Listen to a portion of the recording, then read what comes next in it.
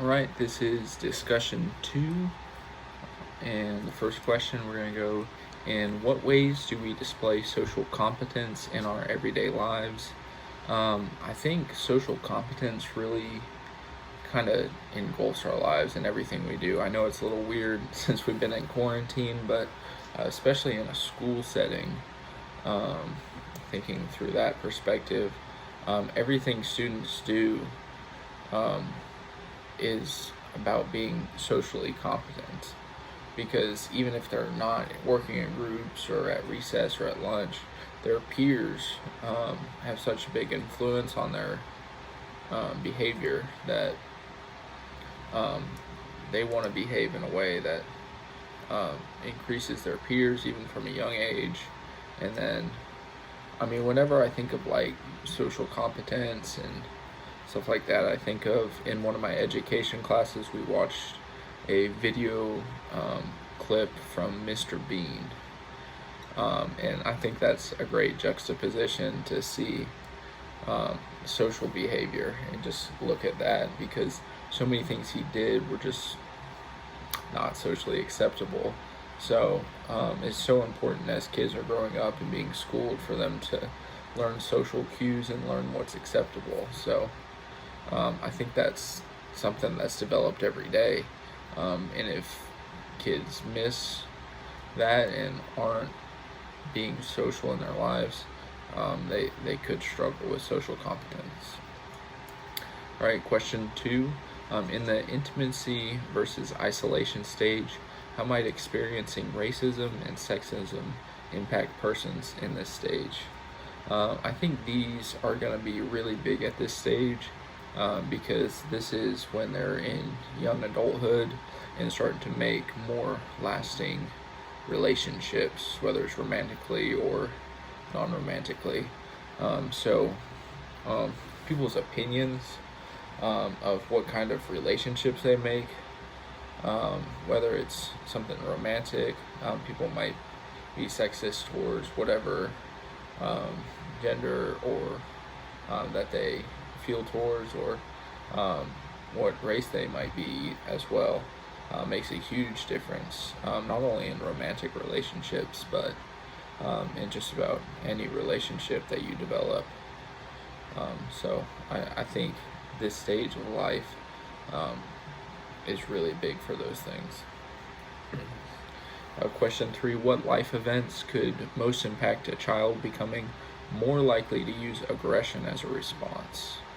And in the book, it said that two of the main things that influence excuse me, could come from an abusive family, whether it's parents or siblings that abuse them, whether it's verbal, physical, whatever it may be. But if they have that aggression in their household, it's going to influence them just being around that so much. And then also their peer influences. And so if they're with other peers and friends that are quarrelsome and aggressive in behavior, that's going to definitely reflect in that child's behavior.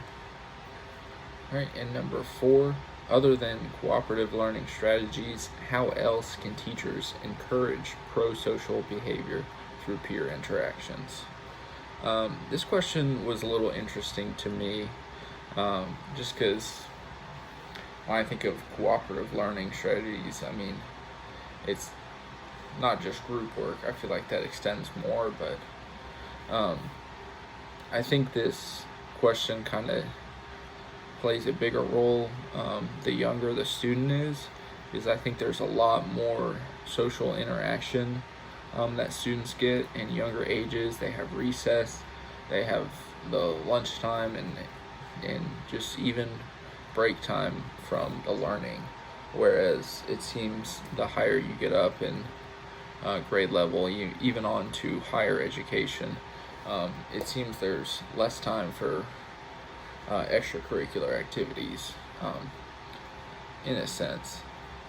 So I think that it's bigger at a younger age, where recess is a huge way that teachers need to encourage students to just be social. And I mean, if you see that kid in the side just not participating in things, it's different than in the classroom when it's an activity or a learning activity that kids are responsible for doing, whereas optional peer interaction or social behavior is something that professors or teachers really want to encourage, especially at a young age, so that can trickle upward as they grow. So and then another side of that I mentioned is just for teachers to encourage thinking outside of themselves. So there's a cognitive side to this, not just the physically social interaction. So encourage students to think outside of themselves and not be self-centered, not in a selfish sense, but really be mindful of others and how you as a person influence others in everything you do. So there's definitely a cognitive side to pro-social behavior. And then question 5, how does environment influence adolescent decision making?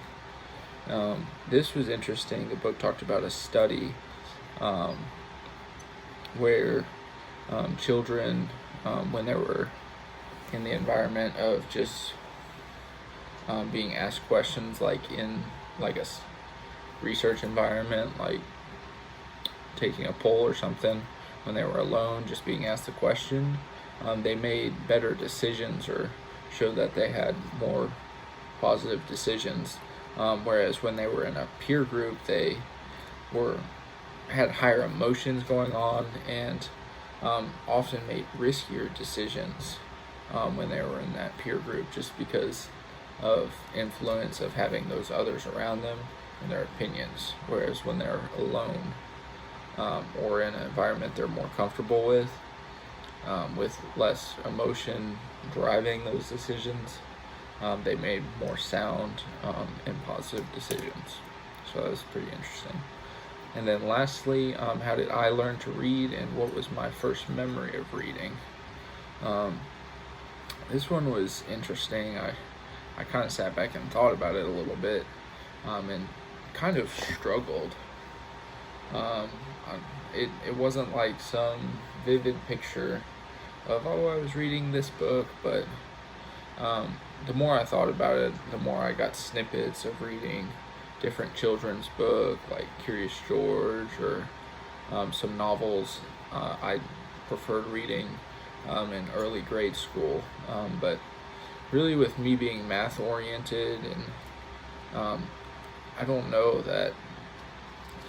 if I just didn't salvage those memories as much as someone who continues to love reading this to this day as a hobby or something.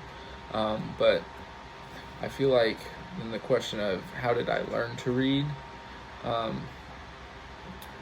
think in like preschool and even before that with my parents, I remember specifically learning with the Bible, just because I grew up with a Christian family, a religious family. So I feel like some of my first memories of reading and learning words and learning how to read come from that. And even going to a Christian elementary school in pre-K and first grade, memorizing short verses, just being able to learn those few words but able to memorize them and engrave them. So I think that was a heavy influence on my learning to read.